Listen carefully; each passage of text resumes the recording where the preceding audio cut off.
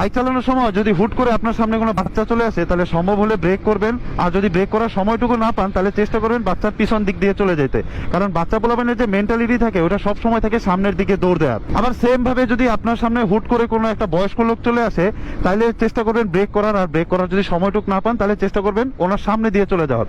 কারণ বয়স্ক লোকদের মেন্টালিটি থাকে হচ্ছে সবসময় পিছন দিকে চলে যাওয়ার বা এক জায়গায় থেমে যাওয়ার। সেম ভাবে যদি আপনি বাইক চালানোর সময় আপনার সামনে কোনো মধ্যবয়স্ক পুরুষ বা কোনো ছেলে মানুষ চলে আসে, তাহলে চেষ্টা করবেন ব্রেক করার। আর যদি সেটা নাও পারেন, তাহলে চেষ্টা করবেন জাস্ট স্লো করার। কারণ স্লো করলে সে ওইটুক সময় পেয়ে যাবে, সামনে পিছে ডাইনে বামে যেভাবে হোক সে কাটায় গুটা বের হয়ে যাবে। কারণ ছেলে মানুষের ওই এক্সপিরিয়েন্সটা থাকে। বাট যদি মনে করেন আপনার সামনে কোনো মেয়ে মানুষ চলে আসে, তাইলে ভাই ওটারে ইমিডিয়েটলি ব্রেক করেন এবং ওই জায়গায় ব্রেক করেন। কারণ মেয়ে মানুষের সামনে আপনি বাইক নিয়ে আসলে আপনি সামনে যান, পিছনে যান, ব্রেক না করলে আপনি যেইভাবেই যান, ও প্রথমে ডাইনে যাবে, তারপর বামে যাবে, পারলে উপরে যাবে, নাহলে নিচে যাবে, এরপরে ওই জায়গায় দাঁড়ায় থাকবে।